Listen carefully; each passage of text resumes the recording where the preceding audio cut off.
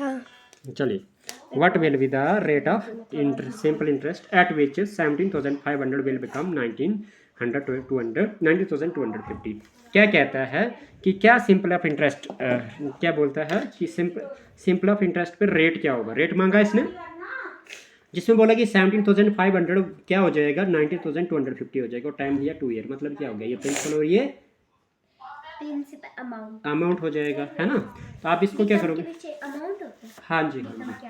आप हाँ देखो, आपके पास प्रिंसिपल जो है वो क्या है, वो है 17,500।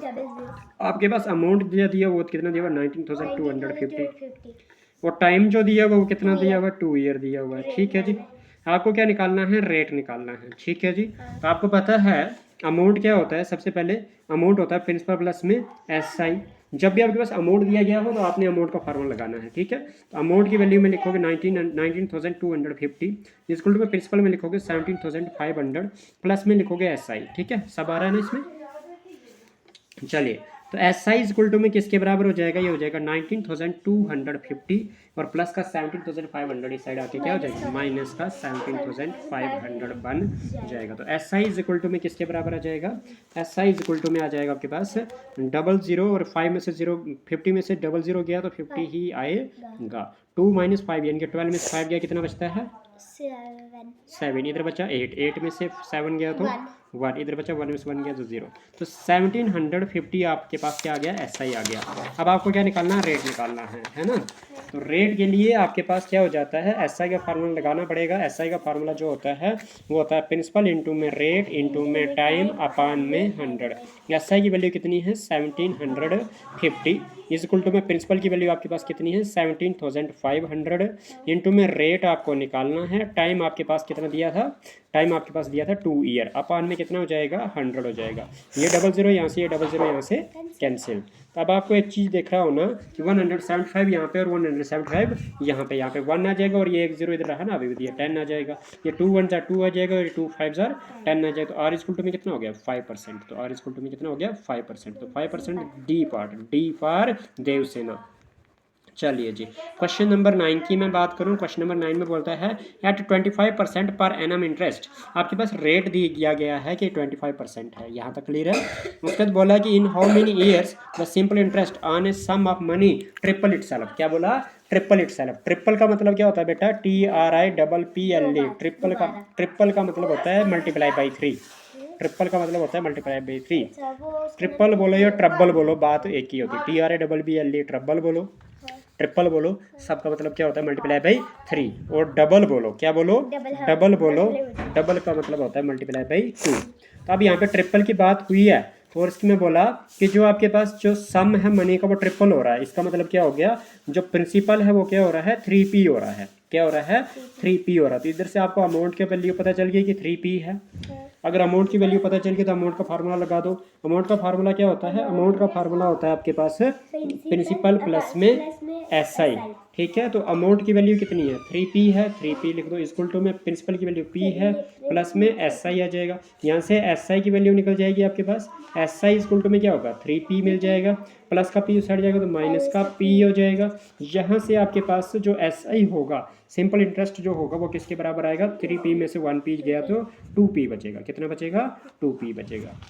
अब आपके पास आपको पता है कि एस आई की फार्मूला जो होता है वो होता है principal into rate into time upon में 100। हाँ जी, तो एस आई की वैल्यू जो है वो कितनी है 2P है इक्वल टू में प्रिंसिपल की वैल्यू P है इंटू में रेट की वैल्यू आपके पास 25% है इंटू में टाइम को निकालना है आपने, क्योंकि इसने बोला था कि in how many years, in how many years का मतलब टाइम होता है अपान में 100 हो जाएगा। ठीक है, तो आपके पास ये P के साथ ये P कैंसिल, तो आपके पास क्या बचेगा 25 1 जार 25 4 जार 100। तो आपके पास क्या बचेगा 2 इज इक्वल टू में T बचेगा अपान में 4 बचेगा, विच इंप्लाइज में T की वैल्यू क्या हो जाएगी, T के इक्वल टू में क्या मिल रहा है आपको 2 मिल रहा है। T के डिवाइड में जो 4 है आगे जाके मल्टीप्लाई में 4 हो जाएगा, तो T इक्वल टू में क्या हो जाएगा 8 ईयर्स हो जाएगा। क्या हो जाएगा 8 ईयर्स। सी पार्ट आ गया आपके पास आंसर।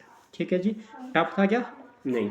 क्वेश्चन नंबर 10 की मैं बात करूं तो क्वेश्चन नंबर 10 में बोलता है कि in what time 4000 4250 amounts to 5610। It means जो प्रिंसिपल है वो कितना है 4250 है और जो अमाउंट है आपका वो कितना है 5610 है। रेट जो है आपका वो है 8%। रेट जो है आपके पास कितना है 8% है।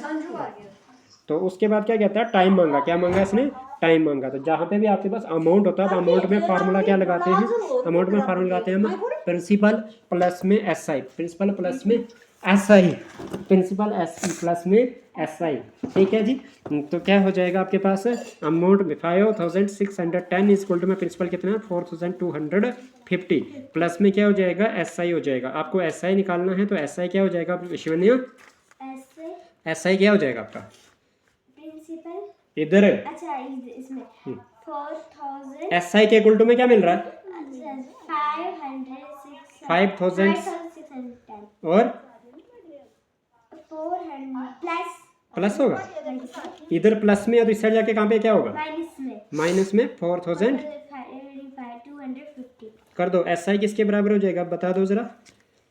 0 में से 0 गया 1 में से 5 जाता है नहीं क्या हो जाएगा 11 में से 5 का तो 6 इधर कितना बचा 5 में से 2 गया 3 5 में से 4 गया 1।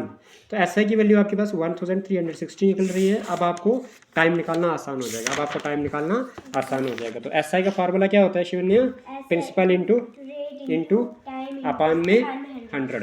तो एस आई की वैल्यू आपको निकालनी है। तो एस आई की वैल्यू में आपके पास सबसे पहले एस आई जो है वो दिया हो कितना 1360 रुपीज़। प्रिंसिपल की वैल्यू आपके पास कितनी दी हुई है 4250 दी हुई है। इनटू में रेट कितना दिया हुआ है रेट दिया हुआ है 8%। रेट कितना दिया हुआ है 8%। इनटू में टाइम आपको निकालना है। अपान में क्या हो जाएगा 100।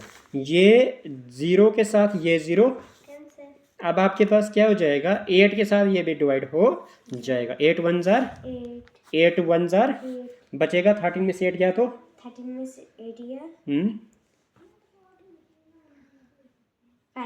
5 को अटैच करो 6 के साथ कितना हो जाएगा 56 8 कितने जार 56 87 इधर आ गया 17 कितना आ गया 17 और 17 इज इक्वल टू में कितना आ गया 425 आप मल्टीप्लाई बाय टी अपान में क्या हो जाएगा 100।